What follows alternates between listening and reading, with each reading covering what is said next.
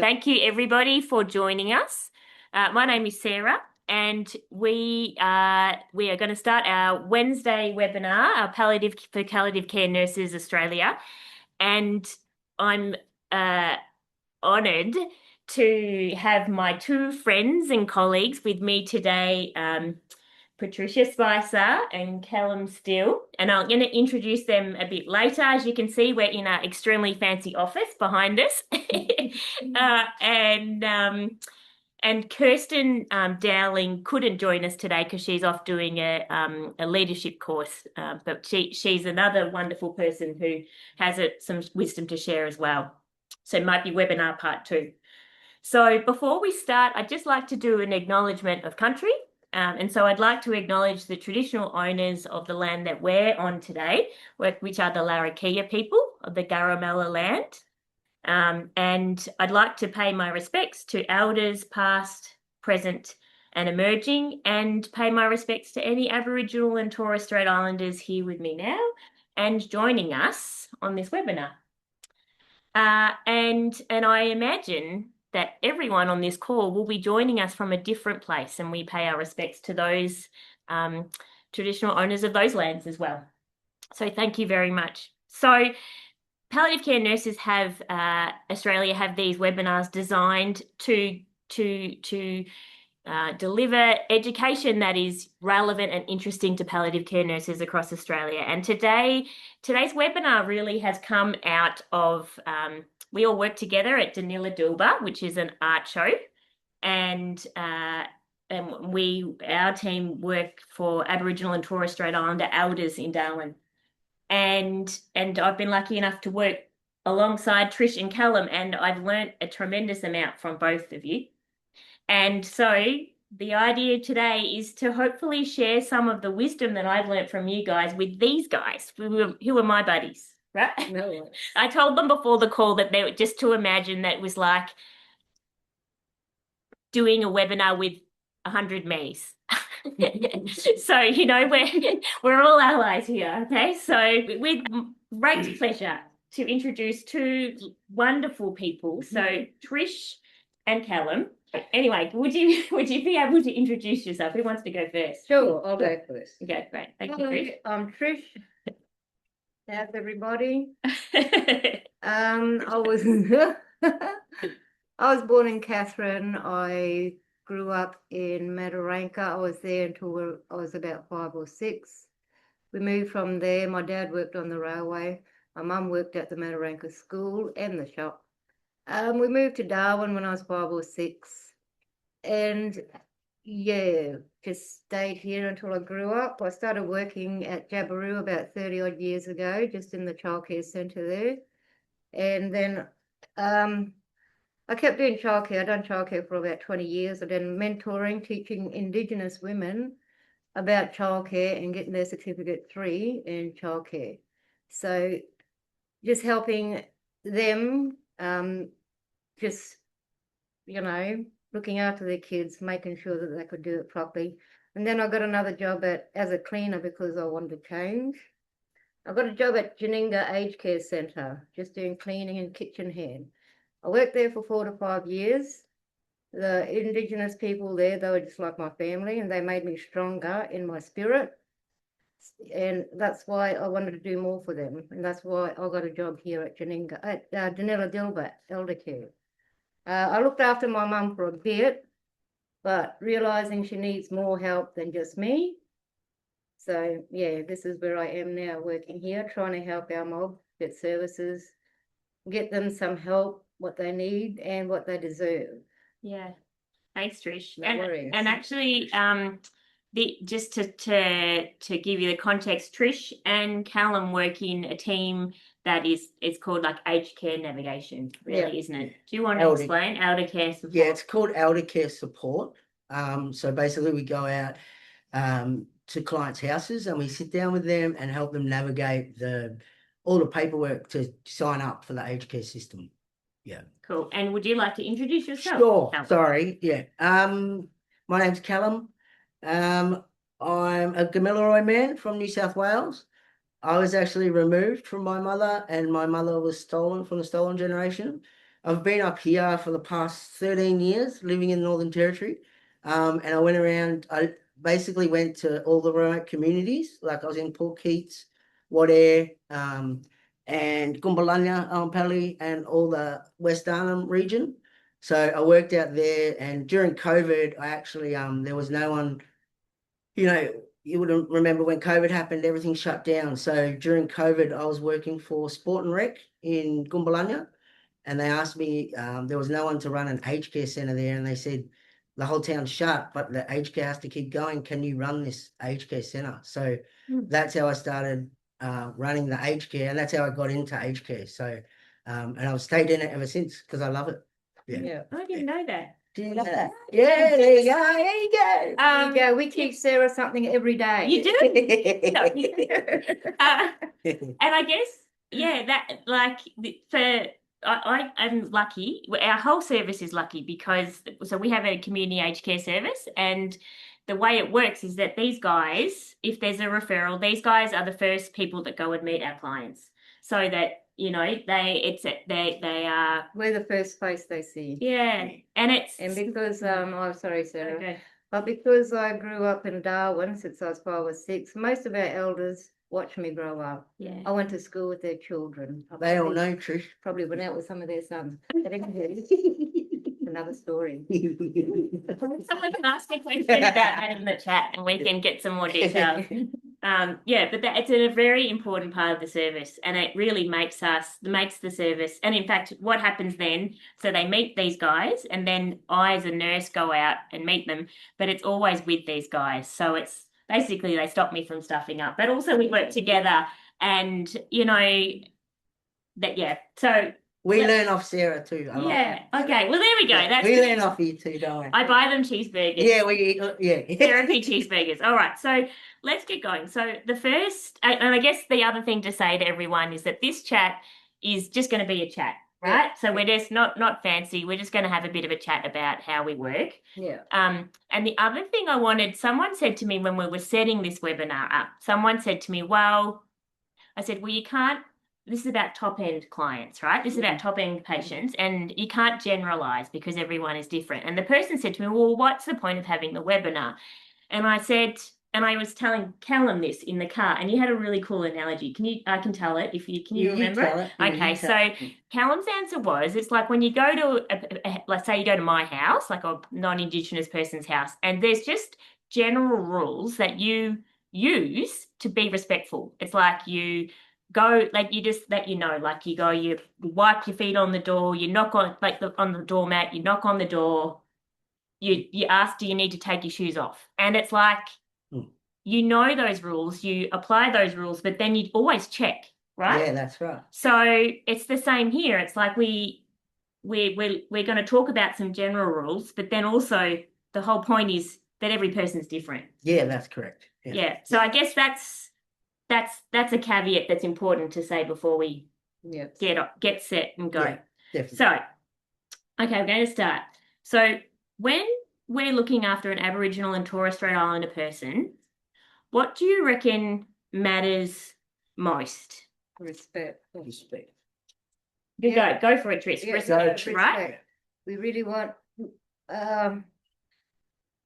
respect is a big thing, but another big thing is we need to be heard. We need to be listened. Not someone sitting there going on a computer. If you have a piece of paper, a notepad, and a pen, and just explain what you're writing down, is don't leave that person out of the conversation. You're asking questions, listen to them. And don't have a laptop in front of you, please. Yeah. That turns us off. It's like, is the government or who in the government's going to see this because they're using that machine? If you have just a basic note and pen, you'll get a long way, a lot further. Actually, I noticed that when you go into homes, you always have a note and a pen. And it works two ways, because sometimes if I forget things, you've written them down. But also, is that part of that? Is just saying that you're making sure the person feels really heard. Yep. And you know, by writing it down, they can see you're really listening and you're capturing their thing. They don't know what you're doing here. Yeah. on the laptop. They have no idea what you're doing. But when they see you doing this, they know that you're writing down their story. But you tell them too. You say, I'm just writing this down. Yeah. What we're talking about now. Yeah, because of just this, tell them. You know? Tell them what Yeah. you're writing. So I'm just writing down exactly what you're saying. You're painting here, or what you want, what you need. You need a cleaner, you need gardener. I'm writing it all down. Show them, include them on what you're writing, please. That's a good one. So respect. And before we move, I feel like actually the biggest thing that I've learned is that for our top end Aboriginal and Torres Strait Islanders, that respect is so important. Yeah. Like crazy important. Yeah. And if I as a community nurse go into a home and I don't establish that respect first, I may as well go home. Yeah, that's correct. Yeah.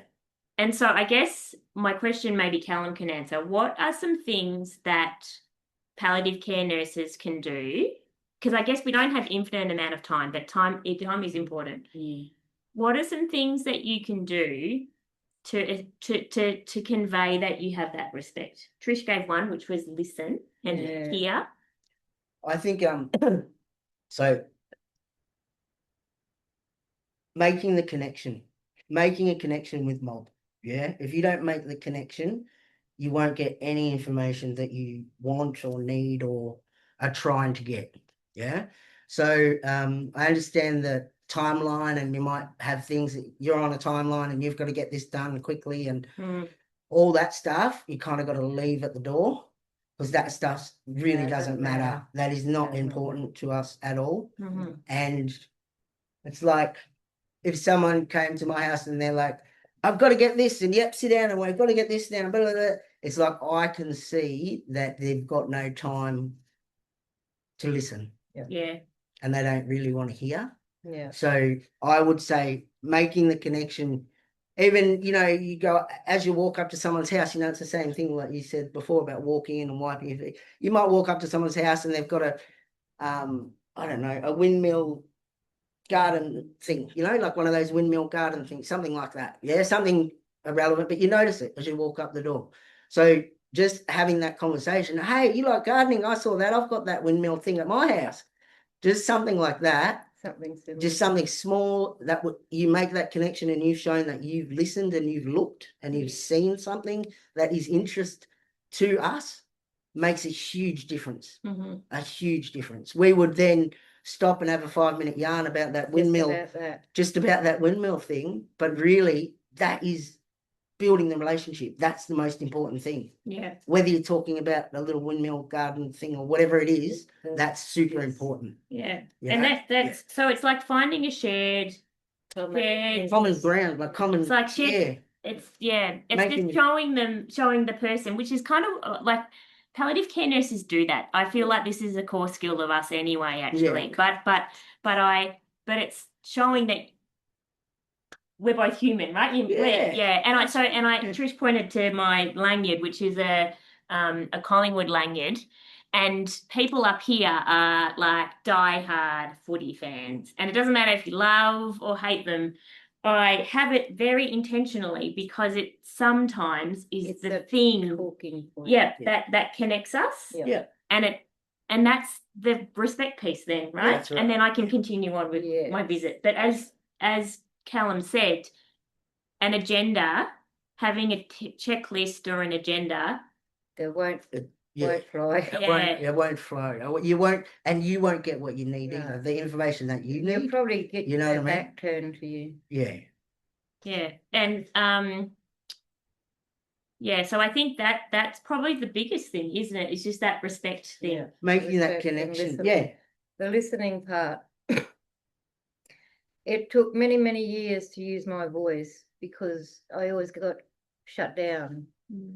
But as I got older, I learned how to, especially after working at Janinga, those mob, they gave me my spirit back, my soul.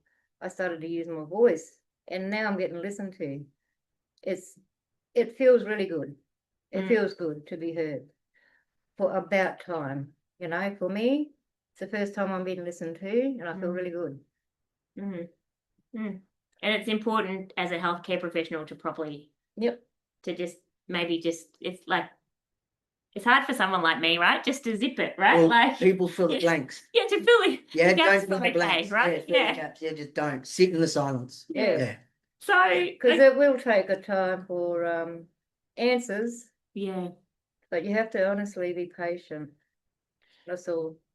Because sometimes too, mob are translating, and it might not be their first Yes. language or second language or third, fourth. They're going to translate. So we might go out to a client's house and got to ask something, or Sarah may need to ask something. They need to translate from English to their language and then back to again. English, yeah. And it takes some time. Yeah. So if you don't give the time for them to translate, They can't translate. yeah, exactly that. Yeah. So it's actually- always good to have a family member there that translates. yeah. Okay, so we just discussed that. We're going we talk about that, and then I've got something else that we just talked about before. Which Trish and I just discussed. I was talking about translators just before, and I said, we're taught as palliative care nurses, like gold standard is at using a translator and not using the family. And Trish was saying that really, Yeah, if they have a person for them that translate for them and they're comfortable with that family member, like cousin, sister the other day, Yeah, that's right. Yeah. let them be the translator.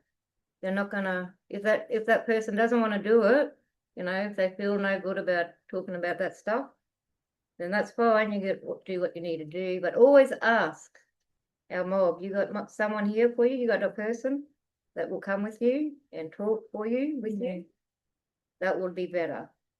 It will make that person feel more calm, comfortable, safe, because they have their person with them. Not, I know you do the best you can, but honestly, translators are random. yeah. No, totally. And if you get a translator in, that might be poison cousin. Yeah. No, totally. And I guess So it all stops again. that's the thing where it's like I guess the take-home message is always slow down and don't presume. Yep. Right? And if you get a translator in, that translator might be someone that's not good in their family or them. So yeah, you have to be very careful about that. But if they have the person that will go with them, it's good. All right. So you kind of have to ask. Yeah, ask Okay. the question. Mm-hmm. You have somebody that will come and sit and talk. And the family will tell you, Yeah. The family will tell you stuff. Straight They'll away. always This say, one here will do it. like they'll say, oh, yeah, exactly. This one over here will translate, or we don't want to talk about that. We're not ready yet. Like they'll let you know what. Yeah, but this one here can do that. That one, she good, that one. Yeah. They'll let you know. Okay. Yeah. Family will always speak up and tell you if you ask. Yeah. Hey, who should I speak to here? Or Yeah. is this okay if I speak here? Or Yeah. they'll tell you. Yeah. I have another, it's kind of related. One of the biggest like moments was like, oh man, I just couldn't believe that I didn't know this, but it was you guys taught me, was that you men, as a general rule, for Aboriginal and Torres Strait Islanders, women look after women. It's like women business, and men look after men. That's right. So if at all possible, in all healthcare settings, we need to have women looking after women, and men looking after men. Is that right? Yeah. So we generally have I'll just talk about communities. So in communities and stuff, we have different entrances to the medical centres. So there will be a male entrance where the males enter, and there'll be a female entrance where the females enter. So that's how separate we are. Like it's that separate. It's so. And it's about women and men's business, sitting here when I'm sitting there and a man walks in, I feel really weird. Because the men, because it's close. It shouldn't. And they walk straight past me, and it's too close for me, and I get a bit shame. Yeah. You put your head down. Yeah. Yeah. I don't know where to look. I'd cross my leg, but everything. Okay. Yeah. So. It's huge. Yes. So if you are, I guess, and it makes me think back to past clients I've had, or palliative care clients, and I remember when I was in Wagga, and we had a male client, Aboriginal and Torres Strait Islander client, that we just could not engage, and we had a male ALO, a female ALO, and us. Yeah. And that's probably it, right? That would be so I guess that. I got happy when I heard that male. Sorry. I mean, story had a bad ending. So, okay, but I look, for me, that was a big aha moment where I was like, oh right, okay, Yeah. that's really, Very really important. Very, It really yeah, is. yeah. Okay, so then I guess the other thing I wanted to ask you about was, so I think many people who have joined this call will know that many of our Aboriginal and Torres Strait Islander clients and patients have had really traumatic pasts, or their Yeah. family has, right? Yeah. And I think many healthcare professionals, maybe most, really, really want to do the right thing, but feel really worried that they're going to say the wrong thing. So I guess there's two questions. One is, have you got any particular tips for what not to do? Like, is there just like some big ones where you just like, don't do this? And are there some general rules that are actually very helpful? Well, I would just suggest, if it's for speaking to clients and things like that, if you've got a client and you're a female and you've got a client that's male, an Indigenous male, I would ask him, do you have a female in your family that you would prefer me to speak to about this, even though it's about him? And I know that might be different for you guys for privacy and stuff, but yeah, that's how. So you would say to him, is there a woman in your family that you want to bring with you next time, Yeah. so that I can talk to her? Yeah. Yeah, because it's like the female should be talking to the female, and the male should be talking to the male. So the male might not want to even interact or come into the clinic or the hospital or anything like that if a woman's going to be there treating him. Yeah. Yeah. What about stuff like entering a home? Like, I remember one of the first visits you said to me, Callum, shake the woman's hand. Shake the woman's hand. Yeah. Yeah. All right, but Yeah. you wouldn't go. Would I go and shake the man's hand, the male's hand? Not necessarily. Okay. Read the room. Yeah, read the room. Not Okay. necessarily. Yeah. If he's sitting back, you know, back away, no. Okay.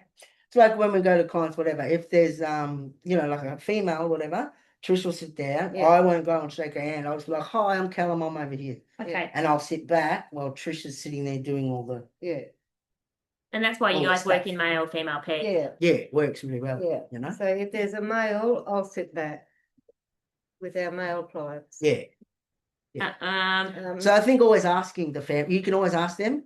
Yeah. Don't be fear of making a mistake. Just ask. Yeah, you know, you just say, "Hey, I don't know if is this right, or are you right?" Yeah. Yeah. Is it like, all right if you come in? Or... Yeah, just ask. Don't be fear. Don't be shame. Yeah. Because we're more shame. Yeah. I guess that's the other thing is what I have found, and don't be scared.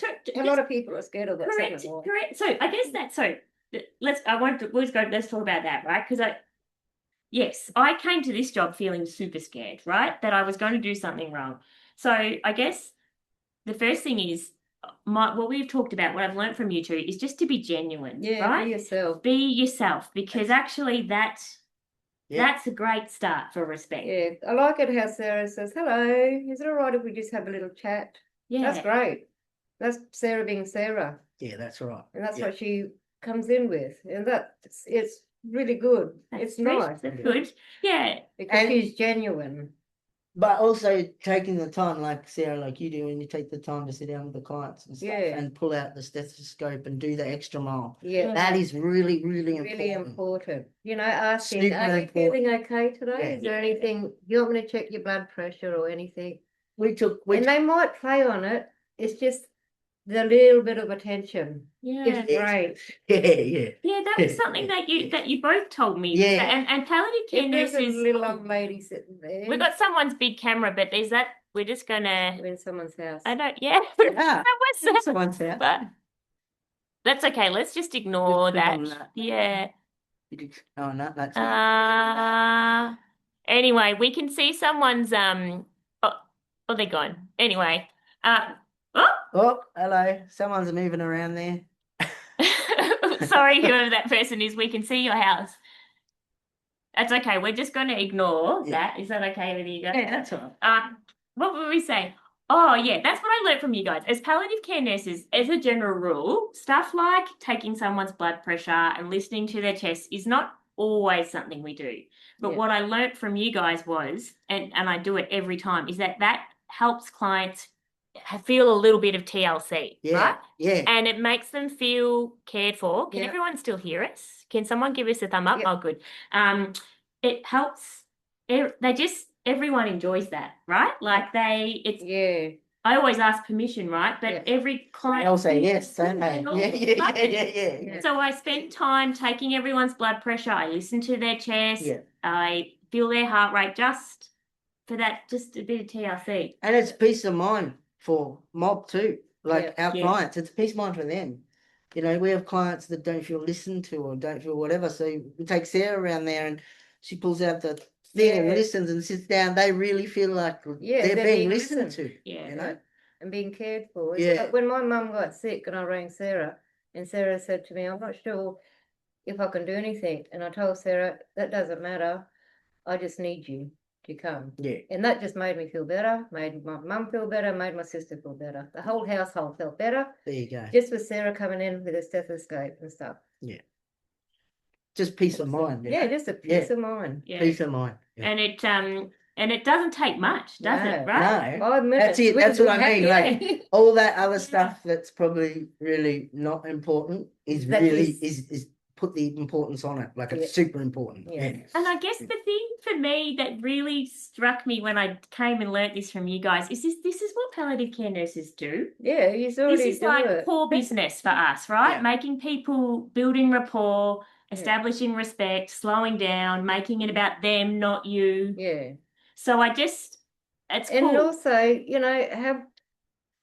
use her in this job. Use your gut instinct as well, Yeah. You have this job for a reason. You're great people. Just use your instincts as well. You've Yes. got 'em. Read a room. When there's danger and stuff, Yeah. or you're just stepping out of your comfort zone. Maybe step back. Yeah. What Yeah. about this was another great one that I learned. So when I came up here, I was told call older women auntie. Oh, Yep, and call older men uncle. No. Now, yeah, so there we go. Righto. So because I imagine there are many who are listening who have been told, oh no, it's the right thing to do to call, or out of respect to call older women auntie. Can you tell us, Trish, about what, like, there's, Well, some people might like it, but Yeah. me, I don't. I have a name. My parents gave me a name. yeah, And if you all didn't come out, my sister or my brothers, you're not my niece or nephew. I'm Mm. sorry. Mm. If I didn't watch you grow up, or if I didn't raise you, you don't call me auntie. You ask me, what would you like me to prefer to be called? I will Right. say Trish. Just call me Trish. I don't like Patricia. I'm not a Mrs. Don't call me Mrs. I'm Trish. Just simple. That's all. So it's about asking the person, Yeah. right? That's Don't because forget the prayer. when I was down south, like Some when might I say, lived, yeah, call me auntie. Yeah. Am when saying I all lived that? down south, that was the general opinion. Yeah. General opinion was to call people aunt and uncle for respect. Yeah, but up here it's not like that at all. Yeah. It's different. So I remember when I first went, I'll tell you a story. I first went to a community, and I called someone, oh, hey uncle, something like that, and he comes screaming in my face. He just screamed at me, I'm not your uncle. You don't know me. You're not my boy. Yeah, and fully grabbed me, and I was like, whoa, okay, yo. So I learned a harsh lesson there, and had to learn that. Yeah, just ask the person. Yeah. They'll tell you what they want to call you. Yeah. They'll tell you straight up. Yeah. So never presume anything. No. Yeah. Yeah. Do you know, now this is a winner of a story, what I want to talk about dreams here. Now this is another great, this year and a half has been a year of me making mistakes, and Tricia and Callum being No. like, She's great. but that's how you learn, right? Yeah. And so I had a I'm client. gonna ask you, who- won't we? yeah, that's right. So I had a client who I went to, and she was telling me that she was seeing people at night time.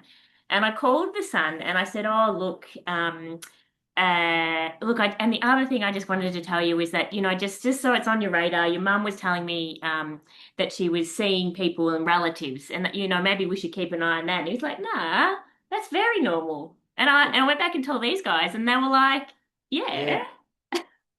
So I guess that's another thing that hadn't dawned on me is that for some Aboriginal and Torres Strait Islanders, Our dreams are very important. yeah, Yeah. Our dreams, Huge. things come through in our dreams. Yeah. Yeah. I don't want We to talk learn, too much yeah, about it, but okay, yeah, yeah. that's basically what I'll say. Things come through in our dreams. Yeah. We learn a bit through our dreams.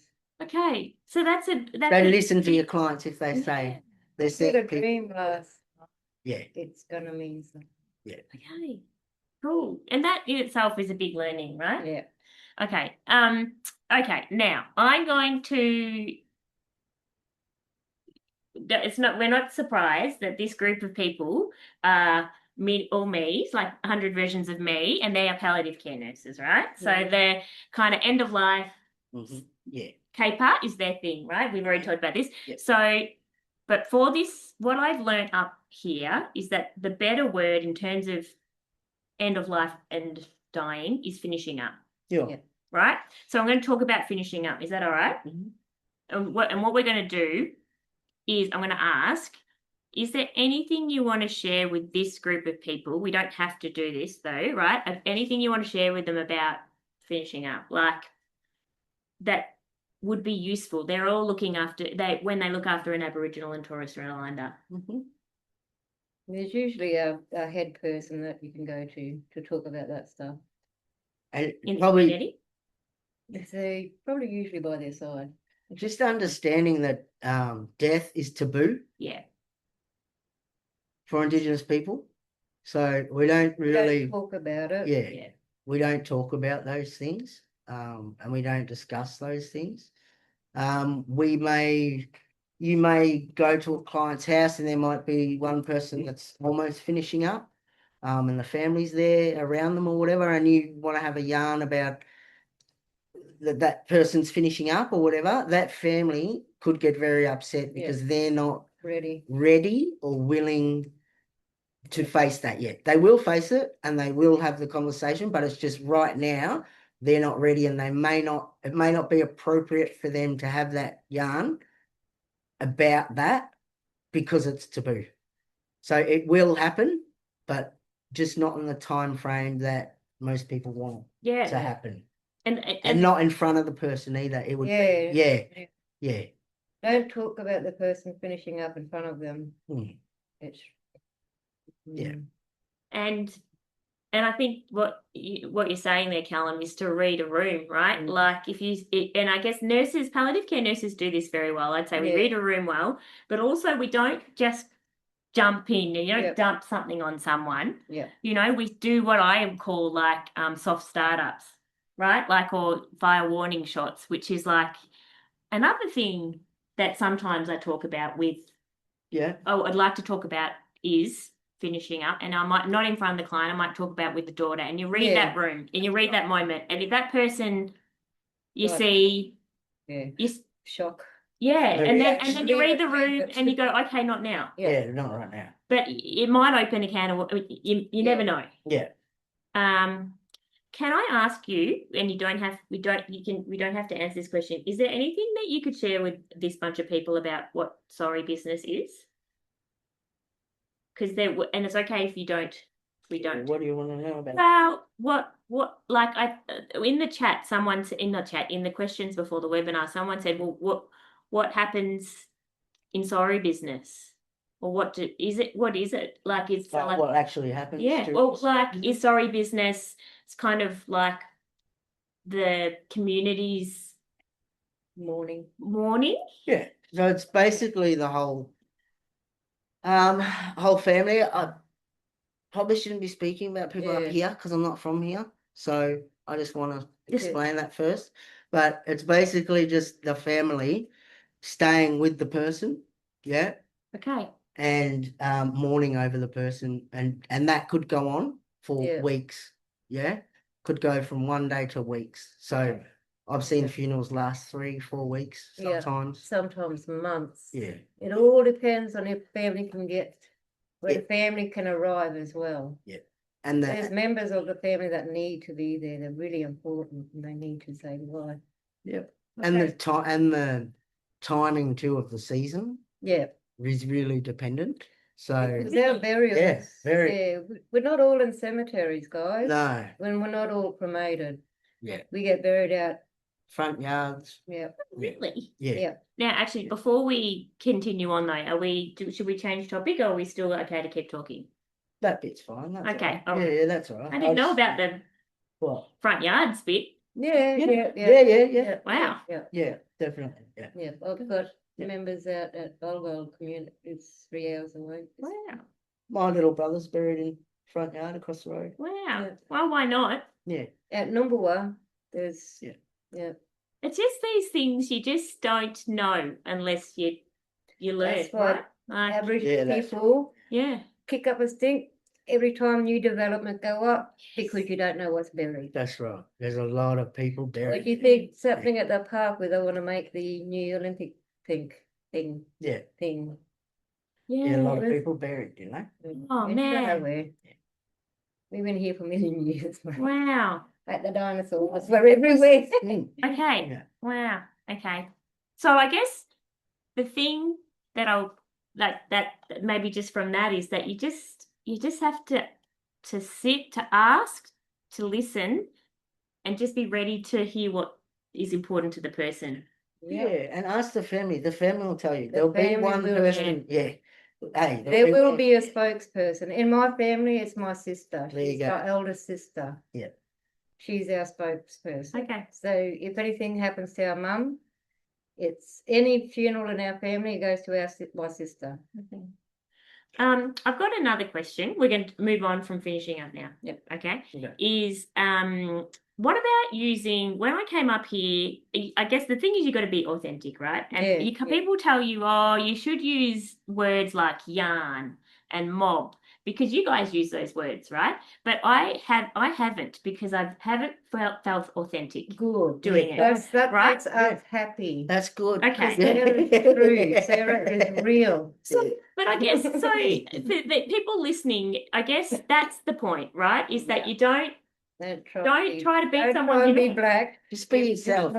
Just be yourself. We can see through it. Like we can, Yeah. just we be can yourself. tell. You know. Can just when Pick I out fake. I think maybe I don't even know if I have, but I just have this sense that if you did, people would be like, what? Yeah. Like Yeah. Yeah. yeah. Trust me, we have Just- done that. Like, why are you acting like that? There's no need for it. Yeah. Yeah. Okay. If you can sit down and have a yarn about your Collingwood, Yeah. think that you're going to get more of a connection there. Or You don't. Yeah. I guess you don't have to be anyone other than yourself, No. right? And particularly for this particular group Yep. of people, I can read you like a book. yeah. Yes. And even Yeah. and they'll tell you if you're scared of fear or anything, just ask. Honestly, fear is sometimes causes more because you're too Tension. scared. Yep. You know what I mean? Yeah, just Yeah. ask. Just say, hey, sorry if I did that wrong, or sorry if I did that. What do I do here? Or if you want to talk about, is there someone here we can talk about finishing up with? You know, Yeah. like who's that person? You know? Yeah. What about, okay, another one that people you learn on these online modules is about eye contact. And what about, I don't look at the men. Yeah. I look at the Yes. women. I don't look at the women.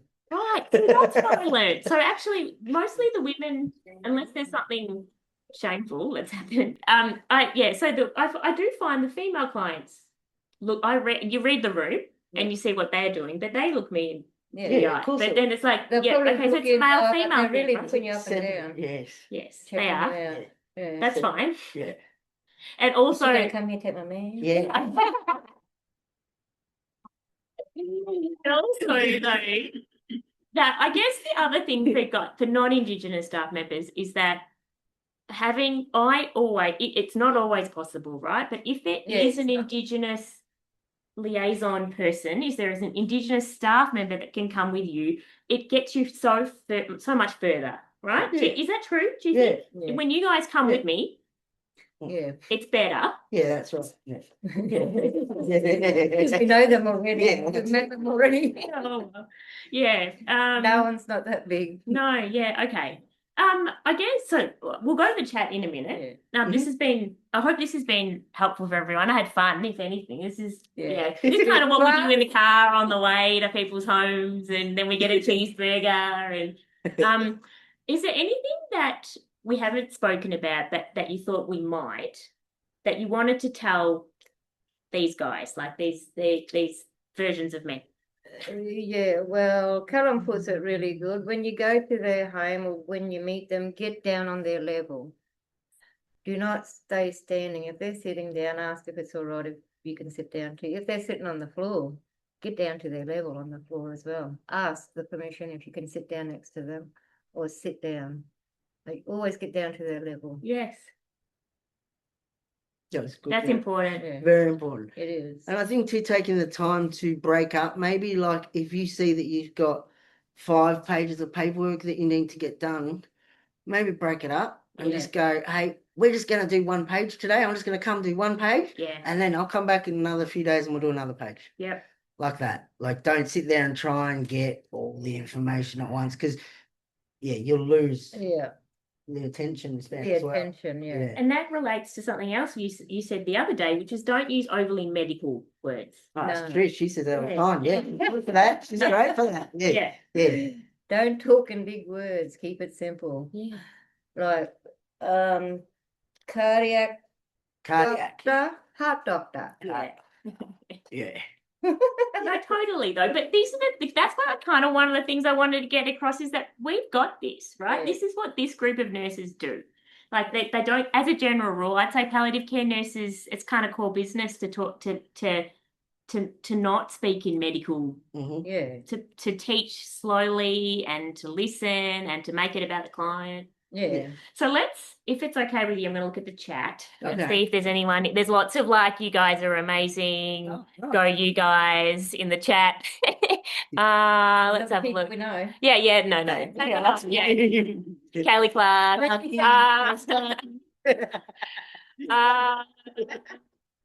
People at Purple House say hi. Hi, Purple House people. That's Deadly. Has anyone got any questions? Sorry, I think they're all just, oh, someone said, how do we have regular webinars with these beautiful humans? Can you do that? I bought them. Would you do that? No, don't worry. No pressure. That's Yeah. all right. But I bought these guys a can of Coke and chocolate to make it easier before this.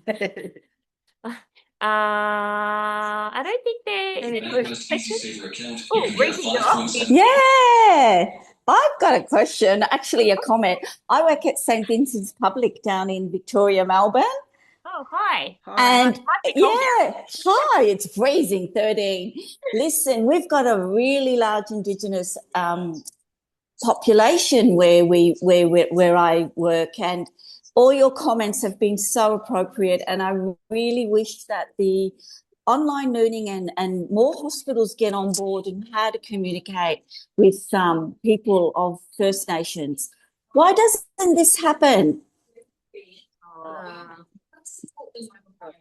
I could answer, but you guys, I'm going to say because it's not. This is controversial, right? But I'm going to say it's Yes. not reflected in the voices of people. Yeah, but not informed by people like Trish and Kellum, right? Right. That's what I think. Anyway. Well, we do have an Aboriginal liaison officer, but unfortunately the nurses don't get to sit and talk to them because everyone's always so busy. But these people, people need time, and, we rush and then we offend, and then, the Indigenous people then don't come back to hospital and get treatment. Yeah. Yeah. Thank you for that comment. Thank you. And look, and it was something that Trish said before this webinar, which really was just to make the point that that Indigenous, not all, but a lot of First Nations people, hospital is not a good place. Not at all. You get treated like. Yeah. I could give you an example. When I went to the hospital, a male nurse came up to me. Said to his other colleagues, I know this person, she comes in all the time. She's always drunk and she's always getting bashed up by her fella. And I said, okay, you know me, what's my name? He said, a name. I said, no, that's not me. I pulled out my ID. I said, that's my name. You got the wrong person. Now I came in to be, treated. Yeah. And you're treating me like I'm what's the word? Like, we're all the same. Yeah. I agree. Thank you, guys. Well done. Yeah. Yeah. Look at the colour of my skin, you think we're all the same. Yeah. Look at me. Stereotypes. That's the word. Yeah. Stereotype. Yeah. That's what we said. Yeah. And so, and I guess it's as a healthcare professional, when we're coming to a person's home or meeting someone in a hospital, just being conscious of the fact that this is not a safe space for that person. Not at all. Yeah. And that the interaction with you, even if you've got the best intentions, is may feel really Yeah. wobbly for the person, right? That's It's probably more than that, right? Really unsafe. So yeah, and that's all the things that we just talked about make that better, help that. Yeah, that's right. If you can maybe get your clients to go outside, that might help a little bit. Outside, Get them out of that hospital environment. That hospital environment is, it's like up here in Darwin, all the mob are outside trying to get under the sun like seals because it's so cold in the hospital. Yeah. Freezing in there, all that aircon and get that, it's no good for us. Yeah. Yeah. I've got another. So, Sorry. yeah, That right. was actually, actual auntie was left in hospital for a week. No one put her in a wheelchair and took her outside. Yeah, this is just last week. Yeah. So my auntie up here, she had her leg, really bad story. I said, but I'll tell you. So she had her leg, her foot amputated. She speaks 3 languages, so as you can imagine, it would have taken a lot. So she didn't understand what was happening to her. They chopped her foot off. By the time I got there on Saturday, it was their 4th surgery and they were up to below the knee. Yeah. So they chopped off all that, and she had no understanding of what was actually happening. Yet she was still in the hospital bed, and she hadn't been outside for a week. Oh, sorry. So that was really difficult to try and sit there and navigate that. Yeah. Yeah, and all she wanted to do was get outside in that sun. Yeah. That was it. So yeah. It's and as that was only not long ago. Yeah, last week. Last week. Yeah. Yeah. it's heartbreaking, isn't it? Yeah. So, and it's just, I think as healthcare professionals, it's just super important to know that we just need to slow it down, right? And ask the person. If you please can. Yeah. Rushing will offend. Yeah. Yeah. If you're rushing, you'll keep offending. Yeah. If you don't rush, yeah. Yeah. Now we've got other questions in the chat now. Is that Okay, okay? Okay. perfect. So we've got Erin says, you mentioned how meaningful touch was with the stethoscope, and that it's a good way to show TLC. What about small acts of physical touch, like touch on the hand, etc.? Nurses tend to do this naturally. Is it okay to read the room and do this? That's a cool question. It is a cool question and different for you go. Yeah. She go. Say In a hospital setting, yeah, it's fine. In a home, no. Oh, it's Yeah, interesting. it's really. very. Yeah, it's very. I've never I've probably read that without knowing it, Yeah. right? Yeah, you would have when we're at clients' house. Yeah, no, and I never. Yeah. Yeah. When you've got the stethoscope, that's fine. You can different. do that. Yeah, That's okay. But if you were to sit there and go like that to a client, they'd be like, Yeah. Yeah. Okay. Yeah. That's cool. That's a good answer. It's different for you at all, Callum? same as that. Okay. Yeah, same as that. Yeah. I learned something then too. So I learned something every day with these guys. Question. Thanks, Yeah, Karen. thank you for the question. If we go to a client's home, if Rebecca says, if we go into a client's home to provide a service, care should be delivered with no judgment, respect, and dignity. Yes, I agree with that. Yeah. I think they were all the questions. Thank you very much, everybody, Yeah. for being here and for these 2 wonderful friends for sharing what you have shared with me, with my gang. Yeah. And as someone very rightly said, how can we gather this more regularly? But we've been very, very lucky to distill it into an hour. Yeah. But I will just say we can't speak for all. Yes. Yeah, I'm only totally. speaking for me. Yeah. Our experiences, the way we. Yeah. It is super. That's Super important. Yeah, very important. I have to say that I'm not talking for anyone else here. Yeah. Just talking for me. So really the take-homes are, you can't presume. No. You always need to ask. And everyone's be different. patient. Everyone's And always different. have respect. Slow down and establish respect. Yeah. Yeah. Slowing down is the big thing. Yeah. If you can slow down and put more importance on slowing down and taking the time to make that connection, you will get so much more further throughout your journey with that client. Yeah. And the funny thing is, the slowing down doesn't necessarily slow things down in the end, right? Because once mobs start opening up, look Yeah. out. You won't be able to shut That us will up. bring you up 24/7, baby. I'm It's like, giving you hey, personal number. Yeah. do not give out your personal number. Yeah. I learned that lesson the hard way. Yeah. Anyway, so thank you very much, guys. This has been very, very special for me. No worries. Because you two are very special to me. So we have a conference next week, and I'm going to see many of you there. So thank you, all of you, for joining us. There will be a survey that pops up now, and this will be a free webinar on a YouTube channel. So you can watch it later and share it with your colleagues if you can, because this is the thing. We want everyone to hear what we just talked about now. So please share it if you can. Yeah. And don't be fear. No fear. Yeah. Just ask. These guys are the Don't be best. scared of us. Don't be scared. Thank you, Mom. Thank you.